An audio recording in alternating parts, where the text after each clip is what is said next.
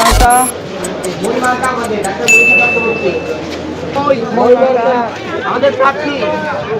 মই মার্কা কাকা আমাদের মই মার্কা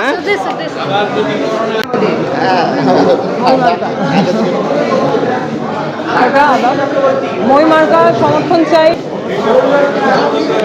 মই মার্কা ভাই দোয়া চাই, ভোট চাই। চাচাদের উপর ভরসা রাখবো নাকি? পরিবর্তনের মার্কা মই।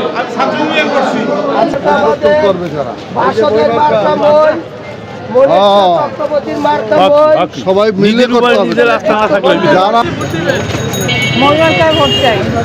আমরা বরিশালে দীর্ঘদিন ধরে রাজনীতি করার মধ্য থেকে আমরা মনে করি যে নারী পুরুষ নির্বিশেষে আমরা জনগণের জন্য রাজনীতি করছি এবং সেই কারণে দু একটা ছোটখাটো বাধা বা বিভিন্ন কথাবার্তা বললেও আমরা সেগুলিকে খুব একটা গায়ে মাখছি না, আমরা আমাদের কাজ করে যাচ্ছি।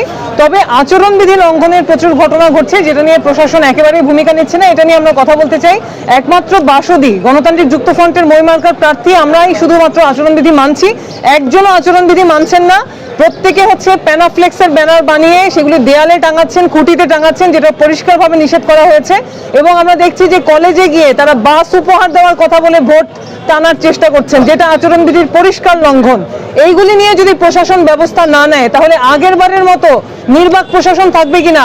যদি আচরণবিধি ভঙ্গের বিরুদ্ধেই তারা ব্যবস্থা না নিতে পারে তাহলে ভোট যদি চুরি হয় তখন তারা ব্যবস্থা নেবেন, সেই আশ্বাস আমরা পাচ্ছি কিভাবে?